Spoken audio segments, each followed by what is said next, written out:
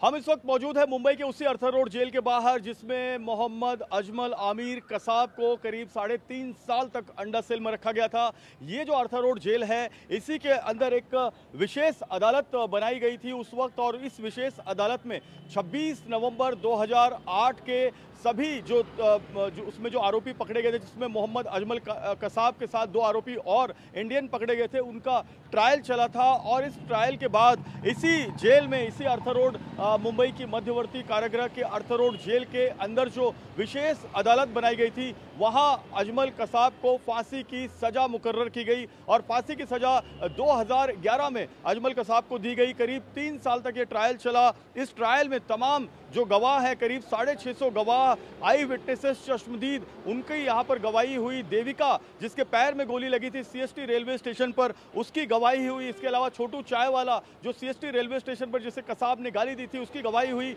ऐसे तकरीबन 600 से ज्यादा लोगों की गवाही हुई, जिसमें पुलिस वाले शामिल थे जिन्होंने कसाब को जिंदा पकड़ा था।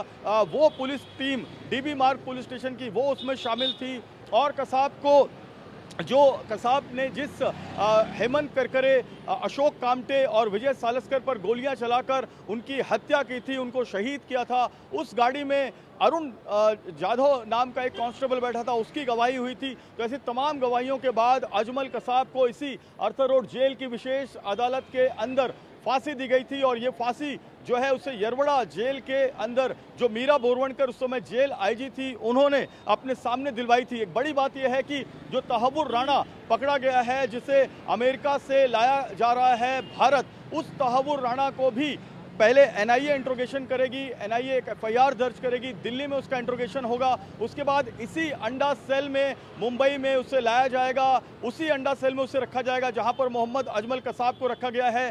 जेल के जो कंफर्म सूत्र हैं, उनसे हमारी बात हुई। उनका कहना है कि अंडा सेल पूरी तरह से सिक्योर्ड है और कई जगह पर इसमें बुलेट प्रूफ जो है कांच भी लगाए गए हैं। जेल के जो बाकी आरोपी हैं, बाकी अंडर ट्रायल आरोपी हैं, वो उस अंडा सेल तक नहीं जा सकते। तो तहव्वुर राणा को इसलिए यहाँ पर लाया जाएगा क्योंकि 26/11 का जो एफआईआर रजिस्टर्ड हुआ है, उसमें जो चार्जशीट बनाई गई है, चार्जशीट जो मुंबई की विशेष 26/11 की अदालत में पेश की गई है, उसमें तहव्वुर राणा का नाम है। देश के खिलाफ युद्ध लड़ने का उस पर आरोप है। इसके अलावा यूएपीए का आरोप है, लोगों की हत्या करवाने का आरोप है, रैकी करवाने का आरोप है। ऐसे तमाम चार्जेस तहव्वुर राणा पर लगाए गए हैं। यही चार्जेस हेडली पर भी लगाए गए हैं। लेकिन तहव्वुर राणा वो पहला विदेशी नागरिक है जो भारत की जमीन पर आएगा और 26/11 के आतंकी हमलों की पूरी साजिश को बेनकाब करेगा। तहव्वुर राणा से पूछताछ में जो प्रमुख बातें पता चलेंगी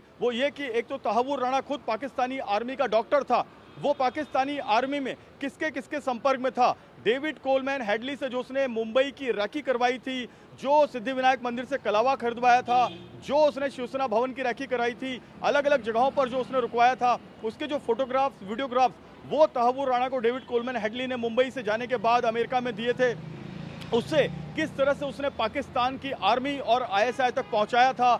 फिर ये सारे दस्तावेज, सारे डॉक्यूमेंट, सारे वीडियो, कलावा और सारे जो दूसरे प्रोडक्ट्स, ये इस पूरे मामले में प्रॉप्स थे, प्रॉपर्टीज थी, वो कैसे उस ट्रेनिंग कैंप तक पहुंची, जिस ट्रेनिंग कैंप में मोहम्मद अजमल कसाब और उसके बाकी आतंकियों को ट्रेनिंग दी जा रही थी। उनको एक मॉडल बनाकर दिखाया गया था ताज होटल का कि ये ताज होटल है, ताज पैलेस, इसमें ये मुख्य जो है होटल का पुराना होटल है जो करीब 120 साल पहले बनाया गया है, और ये नया इमारत है ताज होटल का। ये पूरा मॉडल बनाकर इन आतंकियों को दिखाया गया था और इन आतंकियों को ये टारगेट दिया गया था कि कैसे दो के ग्रुप में अलग अलग बढ़ जाना है, कैसे ज़्यादा से ज़्यादा लोगों को हॉस्टेज बनाना है, उनकी हत्या करनी है और भारत सरकार से नेगोशिएट करना है। ये आतंकी जब हमला कर रहे थे मुंबई में, फायरिंग कर रहे थे मुंबई में, तो एक एक चीज़ के वीओपीए के जरिए अपने आकाओं को, जो पाकिस्तान में बैठे थे, जिसमें अबू जिंदाल था, अबू हमजा था और भी जो दूसरे जो पाकिस्तानी आका थे, साजिद मीर और जो बाकी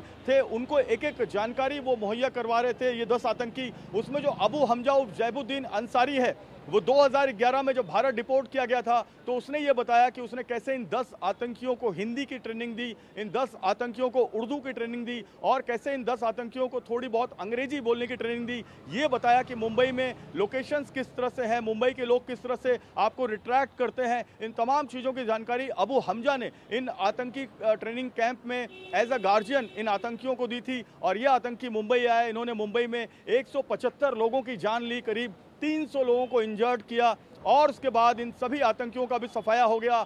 अजमल कसाब को फांसी हो गई और उसका जो शव है वो यरवड़ा जेल के अंदर ही दफना दिया गया। कैमरामैन साईं दत्त के साथ जयप्रकाश सिंह, टीवी 9 भारतवर्ष, मुंबई।